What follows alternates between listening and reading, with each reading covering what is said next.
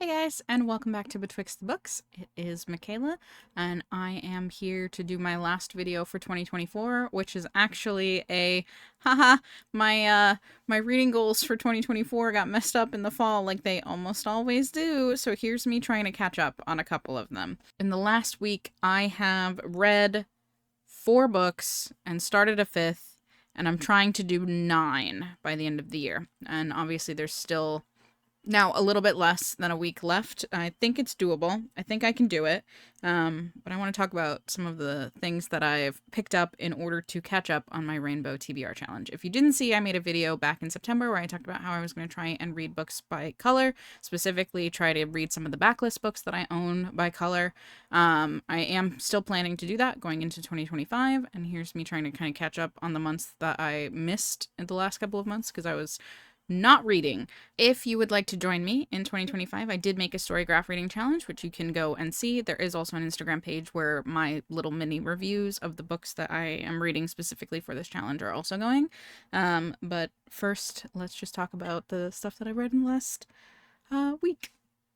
You may note a theme with some of these, which is that they are tiny, and that's because I'm trying to read as many as I can before the end of the year. So obviously I'm picking up some of my novellas and shorter works in order to do that. Not always, but a good amount of them. The first thing that I read and finished was Graveyard Shift by M.L. Rio. October was meant to be black books. I have read 2 black books. I still have one more black book to read. I've read 1 white book, 1 gray book, and I've started another white book. So that's where we're at the moment. This one I thought was going to be horror, but it's a little bit more of just like a suspense novella. I ended up giving this one 3 stars. It follows a group of people who all have various types of insomnia or are at least up in the middle of the night. They all hang out in this like derelict graveyard with this abandoned church. And one night when they all get there for their smoke break, there's a fresh grave dug. And as this is not an active cemetery, one where people are normally digging graves, they're all a little bit confused about that to various degrees. Each of them will then interact with the reason that this grave is that way to varying degrees. You get to find out why it happens and sort of the implications of that. But it's tiny, so I don't want to say much more than that. That's about all that you need to know. I wanted to like this one more, but I feel like I went through it. I read the whole thing and I kind of felt like why? Like what was the point of it all? It was an interesting idea. I liked the characters, but because of how short it was and it didn't feel like there was any sort of catharsis at the end, with the way that it ended, I was a little bit disappointed. Let's go with that. Like I wanted to like this one more. It's got a great cover. Rats and mushrooms, love that. But it wasn't quite what I wanted it to be.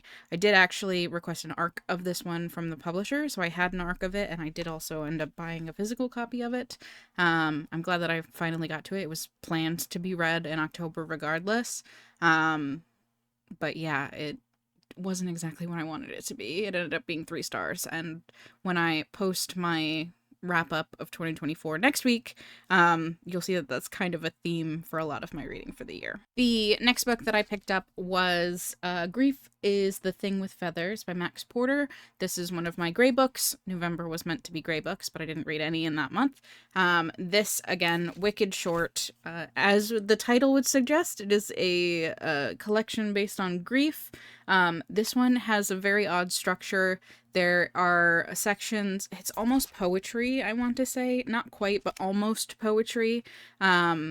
Sections from the perspective of the dad, whose wife has passed away, perspectives of the crow, which is a sort of magical realist physical manifestation of his and his children's grief, and then the boys who always speak together as a plural, the 2 of them, even though one or the other of them may be leaning more focus here, but it's always the boys together as well, as this family tries to like cope with and eventually grow from the grief that they have.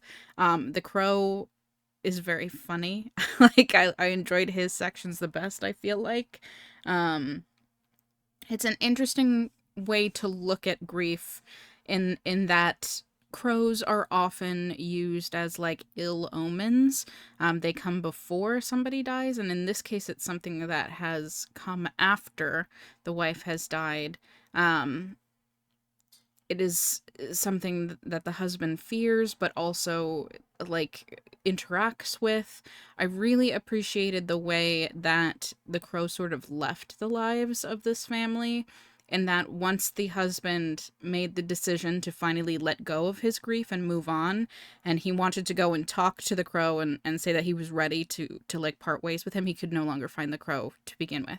So there's a lot of very interesting imagery. The language here is very interesting. It's a short little tiny thing. I listened to it on audio while reading it, and I would recommend the audiobook as well. It was very fun and cute. I ended up giving it 3.5 stars. Quite enjoyable. I don't know if it was just because I was listening it or I am not particularly in a grief state right now, but it didn't hit super hard for me. But that doesn't mean that this wouldn't be very impactful for someone who may be in a more active state of grief and looking for a way to sort of view and cope with that. The next book that I finished was The Employees by Olga Raven. This one is translated by Martin Aitken from Danish. I believe this one was, I don't know if it was just long listed or also shortlisted for the Booker International Prize a couple years ago, last year before. It is a science fiction book centering around a ship that has left to another planet. The planet that they've landed on has these objects that have been brought into the ship, and it has a bunch of interviews with the employees that are working on the ship, trying to see whether or not the objects are affecting them to make them more productive or less productive. You sort of see like almost a madness or a decay go on this ship. Half of the folks who work here are humans and the other half are humanoids or basically androids. And you sort of see tensions start to rise between the two factions on the ship. I gave this one 5 stars. I feel like I want to reread it, break out a bunch of highlighters, and like follow a couple of different themes and trends that are going through this one to try and pick apart and see if I can understand it. The interviews are not given to you in chronological order, and there are some that are missing. So like as I was reading it, I wanted to like break out a timeline and try and figure out like where certain events were. It's also very purposeful in that you can't always tell whether the character that is being interviewed is a human or a humanoid. I believe that's part of what it's talking about. If you are a person who enjoys like weird books that don't explain themselves, books that aren't fully resolved at the end, this is going to be one for you. For instance, it's not one that I feel like Gretchen would really like because she doesn't like feeling unresolved in that way in most of her books. And also because there are these sort of like science fiction magical elements in that the ways that the objects interact with people, and the fact that none of these characters have names for the most part as you're hearing from them. There are named characters within the book, but you don't know who is the one who's speaking. It doesn't give you the comfort of following a specific thread all the way through. I want to put this one up against Orbital, which I talked about in our most recent reading roundtable, because there's a lot of elements in here that are very similar to that. This lack of like a easy linear plot, the way that you can't really connect with a lot of these characters. The difference I feel here is that while I want to break out highlighters and break this apart and understand it better, I feel like upon subsequent readings and upon doing that, my reading and understanding of this one will be more enriched and I will get more out of it by doing that. Whereas when I talked about this with Orbital in that video, I felt like it would actually make me feel like there was less there when it came to pulling apart Orbital and seeing everything that was making up that book. So this one got 5 stars. I really enjoyed it. I may be reading it again in the near future with highlighters to try and figure out everything that's going on. It's definitely one that I feel like I could see somebody writing a very interesting paper on when it comes to dreams and what it means to be a human and what it means to feel things. There's interesting things going on here. What it means to give your life to a company also comes up here. It's an interesting one, and one that I think that more people should read. I'm glad that I picked it up. Obviously, I enjoy reading translated fiction and weird books to begin with, but it's definitely one that I'm glad that I grabbed a copy of. The most recent one I've been reading over a course of a couple of days. I just finished it earlier today, and that is It Came From the Closet, Queer Reflections on Horror, which was edited by Joel Valisi, but has 25 different contributors, including like Carmen Maria Machado and a bunch of other folks. All of them focus on usually one, but sometimes a couple horror movies that the author is particularly interested in relating to either events or certain things going on with their life and their queerness, as the cover and the title would suggest. I gave this 4.75 stars. I feel like it could be 5 stars, but like not every single essay hit for me in particular. So I couldn't like fully give it 5 stars, but at the same time, I fully enjoyed reading this. I feel like I'm glad that I didn't try and force myself to read it all in one sitting, because I would have gotten tired of it. Like, I feel like this is something that you need to just like pick up and dabble and go through. As someone who's been a big fan of horror for most of my life, I remember being like quite little and interacting with scary stories, like second, third grade, like chapter book scary stories, literally from that young age. I don't think that I related to those stories and horror films. This is about horror films in particular, but I don't think I related to that from a queer perspective as young as some of the folks here definitely did. I didn't really start exploring my own queerness and what that meant until like my adulthood for the most part. And there were a couple of essays where people talked about that too.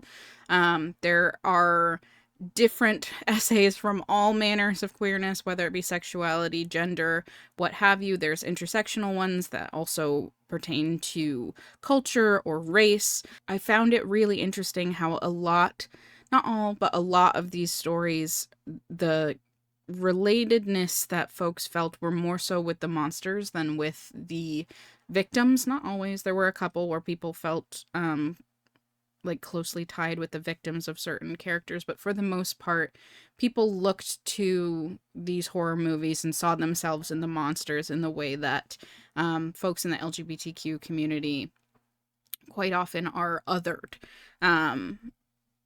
This one split into a couple of different sections, from possessions and ghosts to monsters to serial killers and things like that. Each of them sort of has a couple of essays that focus on a certain type of horror movie. But all in all, I really enjoyed this. I feel like I'm going to make a video dedicated to this one just on its own at some point, maybe for Pride Month, where I talk about it and recommend it then. I spoke with Gretchen about how I wanted to do this video where I did like a couple little bite-sized reviews, but then I also felt like I wanted to just like deep dive into this one in particular. But I feel like I want to like sit with it a little bit longer and form more coherent thoughts. I really enjoyed it though, and if you're looking for something to pick up, whether it's nonfiction or whatever else, I do highly recommend this one as well. The last one that I've started reading, but I haven't gotten super far, is Christmas and Other Horrors. My partner and I started listening to the audiobook of this one on our drive to Christmas yesterday. I'm 15-ish% of the way into this one. This one's really thick, so while the others were more or less quite short little bite-sized things, essays and short fiction, this one is a bunch of short stories, so they're still like things that I will probably read a couple of stories from every day and try and finish it before the end of the year. The story that I stopped on has to do with scarecrows, and if you don't know, I have a pathological fear of scarecrows. So I wasn't expecting a scarecrow story in the Christmas horror collection, but there is one. The couple that I have read already have all been super interesting and impactful. And while Christmas time is not in particular a horror month in general, most folks look to like October, November-ish for spooky season. I really appreciate that we're getting like a holiday horror collection, which is part of the reason why I picked it up, of course. So, yeah, I'm gonna keep making my way slowly through this one. December was white, so this was read in the month I was supposed to be reading these, as was The Employees, but I still have um one black book to read to finish out the October books I was supposed to read, and two gray books to read to finish out the November books. Finish this one and then I'm hoping to do a white nonfiction book as well. I did also set myself the like loose goal to try and read one nonfiction book a month on top of the colors that I was reading. So I have a gray nonfiction, a white nonfiction, and then another gray fiction book to do. Will I complete it all? Don't know yet. If you want to see what I read and what I think of them, I would recommend going to that Instagram that I made, Rainbow TBR, because that's where I'm going to be posting those. I'm probably not going to make another video about last year's Rainbow TBR at this point.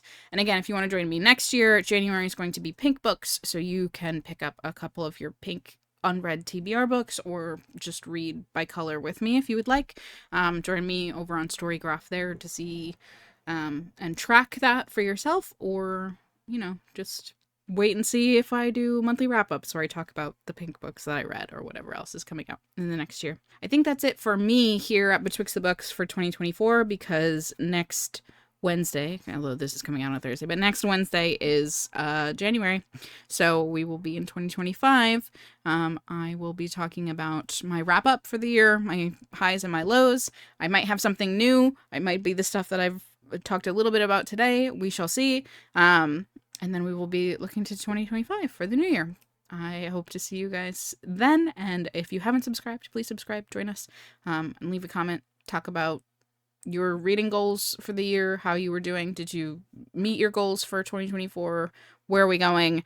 Do you do reading challenges? Things like that. I always love to talk to people about books. So please join me down below with that, and I will talk to you again soon. Bye.